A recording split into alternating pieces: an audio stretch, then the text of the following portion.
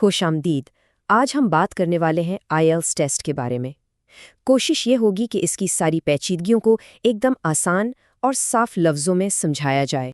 تو اگر کسی کا بھی منصوبہ ہے کہ وہ کسی انگریزی بولنے والے ملک میں کام کرے یا پڑھائی کرے تو یہ ٹیسٹ ان کے لیے بہت اہم ہے۔ آئیلٹس کو سمجھے کہ ایک ایسی چابی ہے جو دنیا بھر میں مانی جاتی ہے اور یہ بین الاقوامی تعلیم اور نوکری کے دروازے کھولتی ہے۔ کہہ سکتے ہیں کہ یہ ان خوابوں کی طرف پہلا قدم ہے۔ آئیلٹس کا پورا نام تو ہے international English language testing system, لیکن آسان لفظوں میں اس کا مطلب کیا ہے؟ یہ بس اس بات کا ایک ثبوت ہے کہ کوئی شخص روزمرہ کی زندگی میں انگریزی کتنی اچھی طرح سمجھ اور استعمال کر سکتا ہے۔ بس چلیں ایک نظر ڈالتے ہیں کہ آج ہم کیا کیا دیکھنے والے ہیں۔ سب سے پہلے آئیلٹس کیا ہے، پھر کچھ بڑے فیصلے جو شروع میں کرنے پڑتے ہیں، اس کے بعد بینڈ سکور کو سمجھیں گے، چاروں موڈیولز پر بات کریں گے اور آخر میں کچھ وسائل اور ضروری ٹپس۔ تو شروع کرتے ہیں اپنے پہلے حصے سے۔ آئیلٹس آخر ہے کیا؟ مطلب یہ کون لیتا ہے، اس کا مقصد کیا ہے اور یہ کیوں اتنا ضروری ہے؟ اچھا، ایک بہت دلچسپ بات، یہ ٹیسٹ بنایا ہے کیمبرج یونیورسٹی نے۔ اب اس سے فرق کیا پڑتا ہے؟ فرق یہ پڑتا ہے کہ اس میں خاص طور پہ لسننگ ٹیسٹ میں زیادہ تر برٹش ایکسنٹ یعنی برطانوی لہجہ استعمال ہوتا ہے۔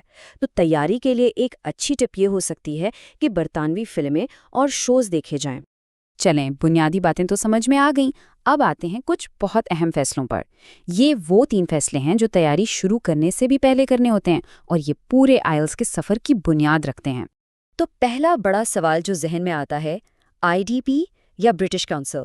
بہت سے لوگ اس پر کنفیوز ہو جاتے ہیں، لیکن سچ بات یہ ہے کہ ان میں کوئی فرق نہیں ہے۔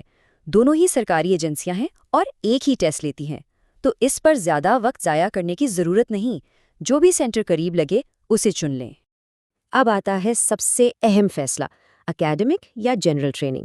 دیکھیں، اکیڈمک ٹیسٹ یونیورسٹی میں پڑھائی کے لیے ہوتا ہے، جبکہ جنرل ٹریننگ کام یا امیگریشن کے لیے۔ اکثر لوگ یہ غلطی کرتے ہیں کہ دونوں کو ایک جیسا سمجھ لیتے ہیں۔ ایسا بالکل نہیں ہے۔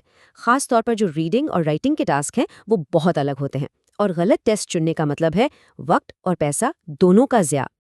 اور تیسرا فیصلہ، پیپر پر ٹیسٹ دیا جائے یا کمپیوٹر پر؟ ویسے تو دونوں آپشنز موجود ہیں، لیکن سورس پیپر والے ٹیسٹ کی سفارش کرتا ہے۔ کیوں؟ کیونکہ ایک تو ریسرچ کہتی ہے کہ اسکرین پر پڑھنے کی رفتار تھوڑی کم ہو جاتی ہے، اور دوسری بات، ہم میں سے زیادہ تر لوگ بچپن سے کاغذ پر ہی لکھنے کے عادی ہیں، تو یہ زیادہ آرام دہ محسوس ہو سکتا ہے۔ چلیں جی، بڑے فیصلے تو ہو گئے، اب آتے ہیں سکورنگ کی طرف۔ مطلب یہ کیسے طے ہوتا ہے کہ کسی کی انگریزی کی مہارت کس لیول کی ہے؟ آئیلٹس کا سکورنگ سسٹم 1 سے 9 بینڈز پر ہوتا ہے، اور سب سے اونچا سکور ہے 9 بینڈ ملنے کا مطلب ہے کہ انگریزی پر مہارت بالکل کسی مقامی بولنے والے جیسی ہے، یعنی زبان پر مکمل کمانڈ۔ اب سکورنگ میں ایک بہت اہم بات سمجھنے والی ہے، صرف ایک اوور آل بینڈ سکور حاصل کرنا کافی نہیں ہوتا۔ اکثر اداروں کی یہ بھی شرط ہوتی ہے کہ چاروں موڈیولز میں، یعنی لسننگ، ریڈنگ، رائٹنگ اور اسپیکنگ، ہر ایک میں الگ الگ بھی ایک کم سے کم سکور حاصل کیا جائے، تو اوور آل بھی اور ہر موڈیول میں بھی۔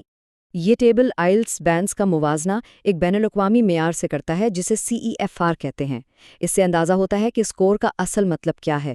مثال کے طور پر زیادہ تر یونیورسٹیاں کم سے کم 6 یا 7 بینڈ مانگتی ہیں۔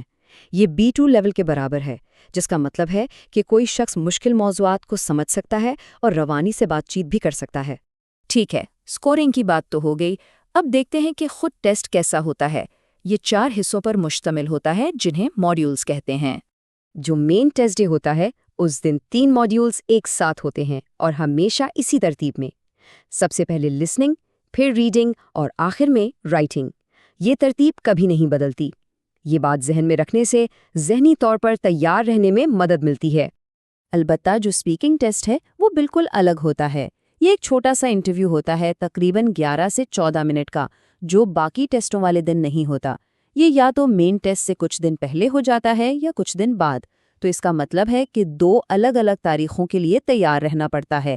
چلیں اب آخر میں کچھ بہت کام کی چیزوں پر بات کرتے ہیں، یعنی کون سے وسائل استعمال کیے جائیں اور کچھ آخری مشورے جو اس سفر میں کامیابی کے لیے بہت ضروری ہیں۔ تیاری کے لیے سب سے بہترین چیز کیا ہے؟ سورس کے مطابق صرف اور صرف آفیشیل کیمبرج کا مواد۔ سوال یہ ہے کہ کیونکہ صرف یہی وہ مواد ہے جو اصل ٹیسٹ کے فارمیٹ اور اس کی مشکل کے لیول سے پوری طرح میچ کرتا ہے۔ خاص طور پر دی آفیشیل کیمبرج گائیڈ اور پریکٹس ٹیسٹ کی کتابیں، خاص کر 9 سے 14 تک، بہت ہی مفید ہیں۔ ایک بات جو بالکل نہیں بھولنی چاہیے، آئلس کے پورے پروسیس کے لیے ایک ویلڈ پاسپورٹ لازمی ہے۔ اس کے بغیر نہ تو ٹیسٹ بک ہو سکتا ہے اور نہ ہی دیا جا سکتا ہے، رجسٹریشن بھی نہیں ہو سکتی۔ تو اگر پاسپورٹ نہیں ہے تو سمجھیں کہ سب سے پہلا کام وہی کروانا ہے۔ اچھا، اور اگر پہلی کوشش میں مطلوبہ سکور نہ آئے تو کیا کرنا چاہیے؟ سورس کا مشورہ ہے کہ فوراً دوبارہ ٹیسٹ کے لیے اپلائی نہ کریں، بلکہ تھوڑا وقت لیں، آرام سے بیٹھیں، دیکھیں کہ کیا غلط ہوا، اپنی کمزوریوں پر کام کریں، اور پھر جب پوری تیاری ہو جائے تب دوبارہ کوشش کریں۔ تو اس ساری معلومات کے بعد اب سوچنے کی بات یہ ہے کہ آئلس کے اس پلان میں پہلا قدم کیا ہونا چاہیے؟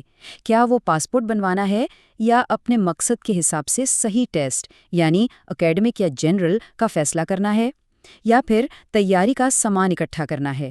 فیصلہ جو بھی ہو، اہم بات یہ ہے کہ اس منصوبے کا آغاز آج ہی کیا جائے۔